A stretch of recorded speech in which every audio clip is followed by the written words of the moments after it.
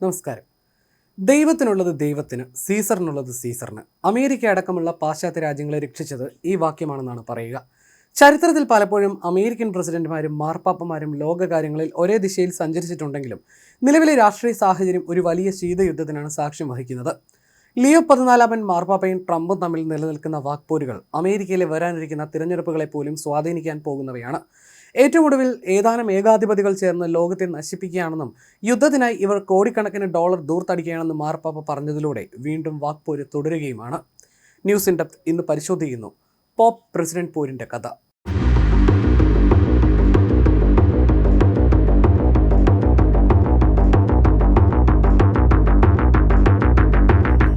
വത്തിക്കാനുമായിട്ടുള്ള ട്രംപിന്റെ തർക്കം വർഷങ്ങൾക്ക് മുമ്പേ തുടങ്ങിയതാണ്. കുടിയേറ്റം, കാലാവസ്ഥാ വ്യതിയാനം തുടങ്ങിയ വിഷയങ്ങളിലുള്ള ഇവരുടെ വിരുദ്ധ നിലപാടുകളാണ് ഈ ഉരസലിന് പ്രധാന കാരണം.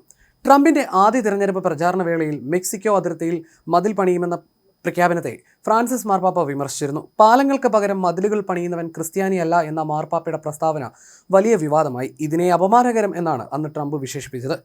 ട്രംപ് ഭരണകൂടം നടപ്പിലാക്കിയ കുടിയേറ്റക്കാരെ നാടുകടത്തുന്ന നയങ്ങളെ മാർപ്പാപ്പ രൂക്ഷമായി വിമർശിച്ചിരുന്നു. ഇത് മനുഷ്യന്റെ അന്തസ്സിനെ ചോദ്യം ചെയ്യുന്നതാണെന്നും അദ്ദേഹം പറഞ്ഞു. കാലാവസ്ഥാ വ്യതിയാനം നേരിടാനുള്ള പാരീസ് ഉടമ്പടിയിൽ നിന്ന് ട്രംപ് പിന്മാറിയത് മാർപ്പാപ്പയെ ചൊടിപ്പിച്ചു. 2017 ഇവർ വത്തിക്കാനിൽ വെച്ച് കൂടിക്കാഴ്ച നടത്തിയപ്പോൾ കാലാവസ്ഥാ സംരക്ഷണത്തെക്കുറിച്ചുള്ള തന്റെ ലിഖിതങ്ങളാണ് മാർപ്പാപ്പ ട്രംപിന് സമ്മാനമായി നൽകിയത്. പിന്നീട് ലിയോ മാർപ്പാപ്പ അധികാരമേറ്റപ്പോഴും ഇതേ സ്ഥിതി തുടർന്നു. ഇറാന് നേരെ ട്രംപ് നടത്തിയ ഭീഷണികളെയും വെനസ്വേലയോടുള്ള നിലപാടിനെയും ലിയോ മാർപ്പാപ്പ നേരത്തെ വിമർശിച്ചിട്ടുണ്ട്. മാർപ്പാപ്പ വിദേശ നയങ്ങളിൽ വളരെ ദുർബലനാണെന്ന് ട്രംപ് തന്റെ ട്രൂത്ത് സോഷ്യൽ പ്ലാറ്റ്ഫോമിൽ കുറിക്കുകയും ചെയ്തിരുന്നു. കൂടാതെ തന്നെ യേശുവിനോട് ഉപമിക്കുന്ന രീതിയിലുള്ള ചിത്രങ്ങൾ പങ്കുവച്ചതും വത്തിക്കാനുമായിട്ടുള്ള ബന്ധം കൂടുതൽ വഷളാകാനും കാരണമായി. ട്രംപ് ഭരണകൂടത്തെ ഭയമില്ലെന്നും സുവിശേഷ മൂല്യങ്ങൾ ഉയർത്തിപ്പിടിച്ച് സംസാരിക്കുന്നത് തുടരുമെന്നും ലിയോ മാർപ്പാപ്പ അടുത്തിടെ വ്യക്തമാക്കുകയുണ്ടായി. ഇതോടെ അടി പരസ്യമായിരിക്കുകയാണ്. എന്നാൽ അമേരിക്കൻ ചരിത്രം നോക്കിയാൽ ഇത് പുതുമയുള്ളതുമല്ല. കത്തോലിക്കൻ പ്രൊട്ടസ്റ്റന്റ് പ്രശ്നത്തിന്റെ പേരിലും കറുത്തവനും വെളുത്തവനും തമ്മിലുള്ള വിഭജനത്തിന്റെ പേരിലും ഉണ്ടായ ചോരപ്പുഴയുടെ കനലുകൾ അടിയിൽ കിടക്കുന്ന ഒരു രാജ്യം കൂടിയാണ് അമേരിക്ക. പോപ്പും പ്രസിഡന്റും പലതവണ മുമ്പും ഏറ്റുമുട്ടിയിട്ടുണ്ട്. പൊതുശത്രുവിനെ തോൽപ്പിക്കാൻ ഒന്നിച്ചിട്ടുണ്ട്. രസകരമാണ് ആ ചരിത്രം.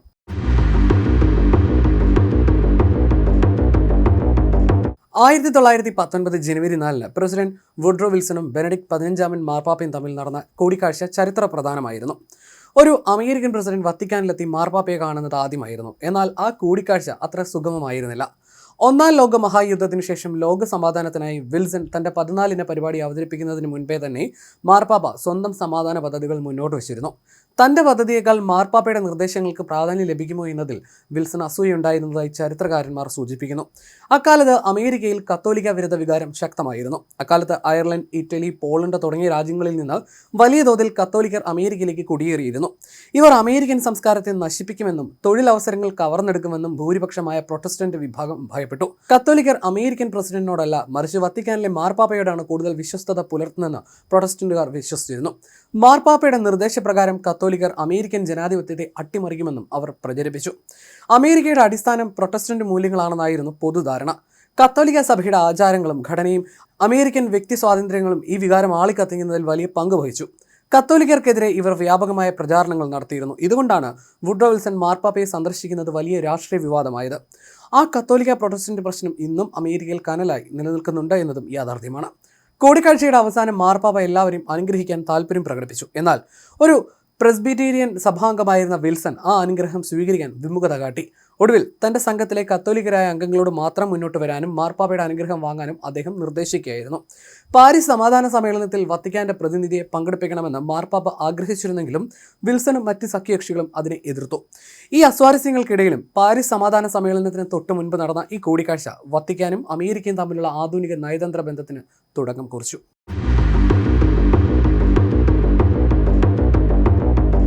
ബിൽ ക്ലിന്റണിന്റെ ഭരണകാലത്ത് വത്തിക്കാനും അമേരിക്കയും തമ്മിൽ കടുത്ത അഭിപ്രായ വ്യത്യാസങ്ങൾ നിലനിന്നിരുന്നു. പ്രധാനമായും ധാർമ്മികവും സാമൂഹികവുമായ വിഷയങ്ങളിലായിരുന്നു ഈ തർക്കങ്ങൾ. ക്ലിന്റൺ അധികാരമേറ്റ ഉടൻ തന്നെ ഗർഭചിത്രത്തിന് അനുകൂലമായി നിലപാടുകൾ സ്വീകരിച്ചത് വത്തിക്കാനെ ചൊടിപ്പിച്ചു. ഗർഭചിത്രം പ്രോത്സാഹിപ്പിക്കുന്ന വിദേശ സഹായ പരിപാടികൾക്കുള്ള വിലക്ക് നീക്കുകയും സൈനിക ആശുപത്രികളിൽ ഗർഭചിത്രത്തിന് അനുമതി നൽകുകയും ചെയ്ത ക്ലിന്റന്റെ നടപടിയെ വത്തിക്കാൻ പത്രം മരണത്തിന്റെ പാതയെന്നാണ് വിശേഷിപ്പിച്ചത്. 1993 ഡെൻവറിൽ വെച്ച് മാർപ്പാപ്പ ക്ലിന്റനെ നേരിട്ട് കണ്ട് ജീവിക്കാനുള്ള അവകാശത്തെക്കുറിച്ച് ഓർമ്മിപ്പിക്കുകയും അമേരിക്കയുടെ നയങ്ങൾക്കെതിരെ പരസ്യമായി സംസാരിക്കുകയും ചെയ്തു. പക്ഷേ ക്ലിന്റൺ ഇതിന് പുല്ലുവില കൊടുത്തില്ല. 1994 ഈജിപ്തിലെ കെയ്റോയിൽ നടന്ന ഐക്യരാഷ്ട്രസഭയുടെ അന്താരാഷ്ട്ര സമ്മേളനം വത്തിക്കാനും ക്ലിന്റൺ ഭരണകൂടവും തമ്മിലുള്ള ഏറ്റവും വലിയ പോരാട്ട വേദിയായി മാറി. വികസ്വര രാജ്യങ്ങളിൽ ജനസംഖ്യാ നിയന്ത്രണത്തിന്റെ ഭാഗമായി ഗർഭഛിദ്രം, ഗർഭനിരോധന മാർഗങ്ങൾ എന്നിവ ആഗോളതലത്തിൽ വ്യാപിപ്പിക്കാൻ ക്ലിന്റൺ സർക്കാർ ശ്രമിച്ചു. ഈ നീക്കത്തെ സാംസ്കാരിക അധിനിവേശം എന്ന് വിളിച്ച വത്തിക്കാൻ ഇസ്ലാമിക രാജ്യങ്ങളുടെ പിന്തുണയോടെ ഇതിനെ ശക്തമായി എതിർത്തു. ഒടുവിൽ ഗർഭഛിദ്രം ഒരു ജനന നിയന്ത്രണ മാർഗമായി ഉപയോഗിക്കരുതെന്ന വ്യവസ്ഥ സമ്മേളനത്തിന്റെ പ്രമേയത്തിൽ ഉൾപ്പെടുത്താൻ വത്തിക്കാന് കഴിഞ്ഞു. ക്ലിന്റനുമായി സംസാരിക്കുന്നത് വളരെ പ്രയാസകരമാണെന്ന് ജോൺ പോൾ രണ്ടാമൻ മാർപ്പാപ്പ തന്റെ ഡോക്ടറോട് പറഞ്ഞതായി റിപ്പോർട്ടുകളുണ്ട്. മാർപ്പാപ്പ ഗൗരവകരമായ കാര്യങ്ങൾ സംസാരിക്കുമ്പോൾ ക്ലിന്റൺ വത്തിക്കാനിലെ ചിത്രങ്ങളും ചുമർ ചിത്രങ്ങളും ആസ്വദിക്കുന്ന തിരക്കിലായിരുന്നു അത്രേ. ഇതിനെല്ലാം ചേർത്ത് മാർപ്പാപ്പ പിന്നീട് കൊടുക്കുകയും ചെയ്തു.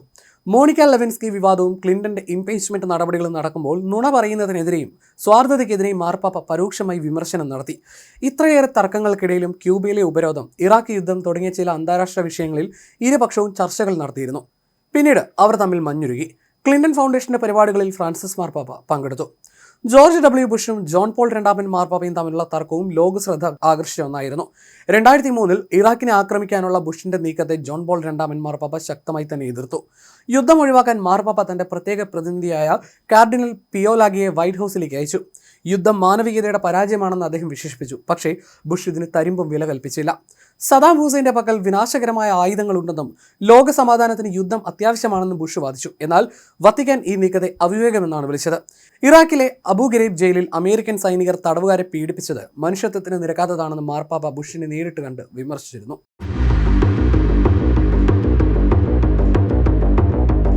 അമേരിക്കൻ രാഷ്ട്രീയത്തിലെ കത്തോലിക്ക വിരുദ്ധതയെ തകർത്തെറിഞ്ഞ വ്യക്തിയായിരുന്നു ജോൺ എഫ് കെന്നഡി. 1960 അദ്ദേഹം പ്രസിഡന്റ് സ്ഥാനത്തേക്ക് മത്സരിക്കുമ്പോൾ പ്രധാന വെല്ലുവിളി അദ്ദേഹത്തിന്റെ മതമായിരുന്നു. കെന്നഡി ജയിച്ചാൽ വൈറ്റ് ഹൗസ് വത്തിക്കാന്റെ നിയന്ത്രണത്തിലാകുമെന്നും അമേരിക്കൻ നിയമങ്ങൾ മാർപ്പാപ്പ നിശ്ചയിക്കുമെന്നും എതിരാളികൾ പ്രചരിപ്പിച്ചു. ഈ സംശയങ്ങൾ തീർക്കാൻ 1960 കെന്നഡി ടെക്സസിലെ പ്രൊട്ടസ്റ്റന്റ് പുരോഹിതന്മാരുടെ മുന്നിൽ ഒരു ചരിത്ര പ്രധാനമായ പ്രസംഗം നടത്തി. ഹൂസ്റ്റൺ പ്രസംഗം എന്ന പേരിൽ ഇതറിയപ്പെടുന്നു. ഞാൻ കത്തോലിക്കന്മാരുടെ പ്രസിഡന്റ് സ്ഥാനാർത്ഥിയല്ല, മറിച്ച് പ്രസിഡന്റ് സ്ഥാനത്തേക്ക് മത്സരിക്കുന്ന ഒരു കത്തോലിക്കനാണെന്ന് അദ്ദേഹം പ്രഖ്യാപിച്ചു. തന്റെ മതപരമായ വിശ്വാസങ്ങൾ ഔദ്യോഗിക തീരുമാനങ്ങളെ ബാധിക്കില്ലെന്ന് അദ്ദേഹം ഉറപ്പു നൽകി. കെന്നഡിയുടെ വിജയം അമേരിക്കൻ ചരിത്രത്തിലെ വലിയൊരു മാറ്റമായിരുന്നു. ഏകദേശം 170 വർഷം നീണ്ടുനിന്ന പ്രൊട്ടസ്റ്റന്റ് മേധാവിത്വത്തിനാണ് അദ്ദേഹം അന്ന് അന്ത്യം കുറിച്ചത്. കെന്നഡിക്ക് ശേഷം മറ്റൊരു കത്തോലിക്കൻ അമേരിക്കൻ പ്രസിഡന്റ് ആകാൻ 60 വർഷം കൂടി കാത്തിരിക്കേണ്ടി വന്നു. 2020 വിജയിച്ച ജോ ബൈഡനാണ് ആ വ്യക്തി. കെന്നഡിയുടെ വിജയം അമേരിക്കൻ സമൂഹത്തിൽ കത്തോലിക്കർക്ക് വലിയ സ്വീകാര്യത നേടിക്കൊടുത്തു. മതമാണ് പ്രശ്നമെന്നത് US-ലും ബാധകമാണ്. അമേരിക്കൻ രാഷ്ട്രീയത്തിൽ മതവും ഭരണകൂടവും തമ്മിലുള്ള പോരാട്ടം വളരെ സങ്കീർണമാണ്. US ഭരണഘടനയുടെ 1-ാം ഭേദഗതി അനുസരിച്ച് ഗവൺമെന്റിന് ഒരു പ്രത്യേക മതത്തെ ഔദ്യോഗികമായി അംഗീകരിക്കാനോ പ്രോത്സാഹിപ്പിക്കാനോ അധികാരമില്ല. ഇതിനെ ചർച്ച് ആൻഡ് സ്റ്റേറ്റ് സെപ്പറേഷൻ എന്ന് വിളിക്കുന്നു. എന്നാൽ വോട്ടർമാരിൽ ഭൂരിഭാഗവും മതവിശ്വാസികളായതിനാൽ മതം രാഷ്ട്രീയത്തിൽ നിന്ന് അകലുന്നുമില്ല. ഇന്ത്യയിലെ പോലെ പ്രീണന രാഷ്ട്രീയം ഇവിടെയും പൊളിച്ചു. 1970-കളിൽ റിച്ചാർഡ് നിക്സൺ കത്തോലിക്ക വോട്ടർമാരെ ആകർഷിക്കാൻ പരോക്കിയൽ സ്കൂളുകൾക്ക്, അതായത് സഭയുടെ കീഴിലുള്ള സ്കൂളുകൾക്ക് സർക്കാർ ധനസഹായം നൽകുമെന്ന് വാഗ്ദാനം ചെയ്തിരുന്നു. മതവും വിദ്യാഭ്യാസവും തമ്മിലുള്ള ബന്ധം രാഷ്ട്രീയ ലാഭത്തിനായി ഉപയോഗിച്ചതിന് ഇതൊരു ഉദാഹരണമാണ്. പിന്നീടുള്ള പലരും കാര്യസാധ്യത്തിനായി വത്തിക്കാനുമായി കൈകോർത്തു.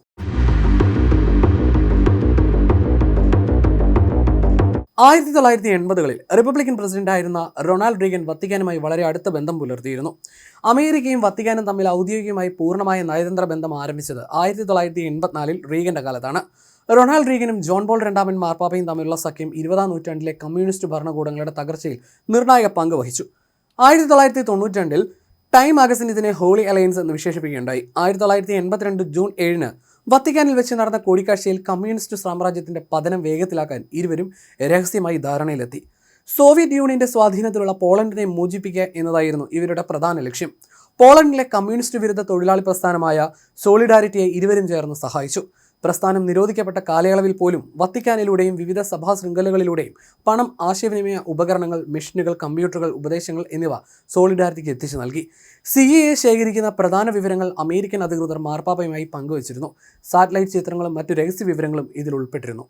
1984 അമേരിക്ക വത്തിക്കാനുമായി പൂർണ്ണമായ നയതന്ത്ര ബന്ധം സ്ഥാപിച്ചത് ഈ കൂട്ടുകെട്ട് കൂടുതൽ ശക്തമാക്കി.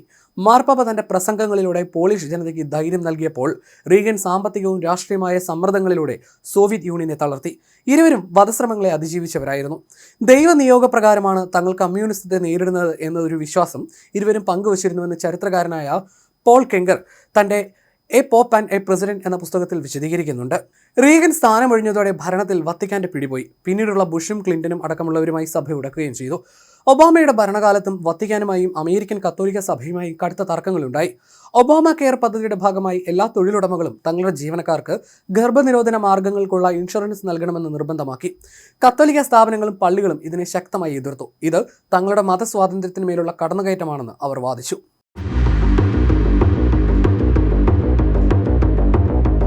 ജനസംഖ്യ അടിസ്ഥാനത്തിൽ നോക്കുമ്പോൾ 64% ക്രിസ്ത്യാനികളുള്ള രാജ്യമാണ് അമേരിക്ക. മറ്റ് മതസ്ഥർ ഏകദേശം 6% വരും. ഇതിൽ ജൂതമതം 2.4%, ഇസ്ലാം മതം 1.1%, ഹിന്ദുമതം 1%, ബുദ്ധമതം 1% എന്നിവയെ ഉൾപ്പെടുന്നു. ഏകദേശം 30%ഓളം അവിശ്വാസികളുള്ള രാജ്യമാണ് അമേരിക്ക. ഈ വിഭാഗമാണ് ഇപ്പോൾ അമേരിക്കയിൽ വേഗത്തിൽ വളരുന്നത്. കഴിഞ്ഞ ഏതാനും പതിറ്റാണ്ടുകളായി അമേരിക്കയിൽ ക്രിസ്ത്യൻ ജനസംഖ്യയിൽ നേരിയ കുറവും മതരഹിതരുടെ എണ്ണത്തിൽ വർധനവും രേഖപ്പെടുത്തുന്നതായി റിപ്പോർട്ടുകൾ പറയുന്നു. 64% വരുന്ന ക്രിസ്ത്യാനികളിൽ 43% പ്രൊട്ടസ്റ്റന്റുകളാണ്. ഇതിൽ ബാപ്റ്റിസ്റ്റ്, മെത്തഡിസ്റ്റ്, പ്രസ്ബിറ്റീരിയൻ തുടങ്ങിയ വിവിധ വിഭാഗക്കാർ ഉൾപ്പെടുന്നു. വോട്ട് ബാങ്ക് രാഷ്ട്രീയവും ഇവിടെ പ്രധാനമാണ്. പണ്ട് ഡെമോക്രാറ്റിക് പാർട്ടിയെ പിന്തുണച്ചിരുന്ന കത്തോലിക്കർ ഇന്ന് രണ്ടായി വിഭജിക്കപ്പെട്ടിരിക്കുന്നു. ലിബറലിസ്റ്റുകൾ ബൈഡനെയും യാഥാസ്ഥിതികർ ട്രംപിനെയും പിന്തുണയ്ക്കുകയാണ്. അമേരിക്കൻ രാഷ്ട്രീയത്തിലെ ഏറ്റവും ശക്തമായ മതവിഭാഗമായ ഇവാഞ്ചലിക്കൽ പ്രൊട്ടസ്റ്റന്റുകാർ മിക്കവാറും റിപ്പബ്ലിക്കൻ പാർട്ടിയും ട്രംപിനെയുമാണ് പിന്തുണയ്ക്കുന്നത്. ഇസ്രായേൽ അനുകൂല നിലപാടുകളും ഗർഭചിത്ര വിരുദ്ധതയുമാണ് ഇവരുടെ പ്രധാന ലക്ഷ്യം. അമേരിക്കൻ സുപ്രീം കോടതി ഗർഭചിത്രത്തിനുള്ള അവകാശം റദ്ദാക്കിയതോടെ ഈ പോരാട്ടം കൊടുമ്പിരി കൊണ്ടു. അമേരിക്കയിലെ രണ്ടാമത്തെ കത്തോലിക്ക പ്രസിഡന്റായ ജോ ബൈഡനും വത്തിക്കാനുമായിട്ടുള്ള ബന്ധം വളരെ സവിശേഷമാണ്. കെനഡി അപേക്ഷിച്ച് ബൈഡന്റെ വിശ്വാസം അദ്ദേഹത്തിന്റെ രാഷ്ട്രീയ ജീവിതത്തിൽ കൂടുതൽ പ്രകടമാണ്. ഫ്രാൻസിസ് മാർപ്പാപ്പയുമായി ബൈഡന് വളരെ അടുത്ത വ്യക്തിബന്ധമുണ്ട്. തന്റെ മകൻ ബോ ബൈഡന്റെ മരണസമയത്ത് മാർപ്പാപ്പ നൽകിയ ആശ്വാസവാക്കുകൾ തനിക്ക് വലിയ കരുത്തായെന്ന് ബൈഡൻ പറഞ്ഞിട്ടുണ്ട്. 2021 കൂടിക്കാഴ്ചയിൽ മാർപ്പാപ്പ ബൈഡനെ ഒരു നല്ല കത്തോലിക്കൻ എന്ന് വിളിക്കുകയും അദ്ദേഹം കുർബാന സ്വീകരിക്കുന്നത് തുടരണമെന്ന് നിർദ്ദേശിക്കുകയും ചെയ്തു. കാലാവസ്ഥാ വ്യതിയാനം, ദാരിദ്ര്യ നിർമ്മാർജ്ജനം, അഭയാർത്ഥി പ്രശ്നങ്ങൾ തുടങ്ങിയ വിഷയങ്ങളിൽ ബൈഡൻ ഭരണകൂടവും മാർപ്പാപ്പയും ഒരേ നിലപാടാണ് സ്വീകരിക്കുന്നത്. ട്രംപിന്റെ കാലത്തുണ്ടായ നയതന്ത്ര അകൽച്ച ബൈഡൻ വന്നതോടെ ഇല്ലാതെയായി. പക്ഷേ എന്നിട്ടും ഗർഭഛിദ്രം, സ്വവർഗ വിവാഹം എന്നീ വിഷയങ്ങളിൽ അവർ രണ്ടു തട്ടിലായി. ബൈഡൻ ഗർഭഛിദ്രത്തെ പിന്തുണയ്ക്കുന്നതിനാൽ അദ്ദേഹത്തിന് കുർബാന നൽകരുതെന്ന് അമേരിക്കയിലെ ചില യാഥാസ്ഥിതിക ബിഷപ്പുമാർ വാദിച്ചിരുന്നു. എന്നാൽ വത്തിക്കാൻ ഇതിനെ അനുകൂലിച്ചില്ല. മതം രാഷ്ട്രീയവൽക്കരിക്കരുതെന്ന നിലപാടാണ് മാർപ്പാപ്പ സ്വീകരിച്ചത്. പക്ഷേ ഗർഭഛിദ്ര കാര്യത്തിലുള്ള ബൈഡന്റെ നിലപാട് കത്തോലിക്ക വിശ്വാസവുമായി യോജിക്കാത്തതാണെന്ന് ഫ്രാൻസിസ് മാർപ്പാപ്പ ഒരിക്കൽ അഭിപ്രായപ്പെട്ടിട്ടുണ്ട്. മതക്കളിയിൽ ട്രംപ് മുന്നിലാണ്.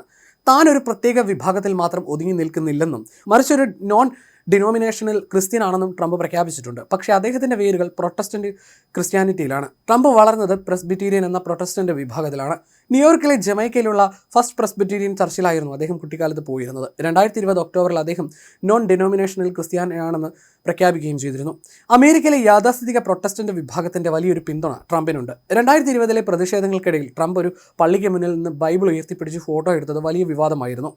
രാഷ്ട്രീയ നേട്ടത്തിനായി മതചിഹ്നങ്ങളെ ഉപയോഗിക്കുന്നു എന്ന് സഭാ നേതാക്കൾ അന്ന് അദ്ദേഹത്തെ വിമർശിച്ചു. ഗർഭചിത്രത്തെ എതിർക്കുന്ന യാഥാസ്ഥിതികരായ ജഡ്ജിമാരെ സുപ്രീം കോടതിയിൽ നിയമിച്ചതിലൂടെ ട്രംപ് മതവിഭാഗങ്ങളുടെ വലിയ പിന്തുണ ഉറപ്പാക്കി. ചുരുക്കത്തിൽ ഓരോ പ്രസിഡന്റും തങ്ങളുടെ രാഷ്ട്രീയ നയങ്ങൾക്കനുസരിച്ച് മതത്തെ കൂട്ടുപിടിക്കുകയോ അല്ലെങ്കിൽ മതവിഭാഗങ്ങളുമായി ഏറ്റുമുട്ടുകയോ ചെയ്തിട്ടുണ്ട്. അതിൻ്റെ തനിയാവർത്തനമാണ് ഇപ്പോൾ നടക്കുന്നത്.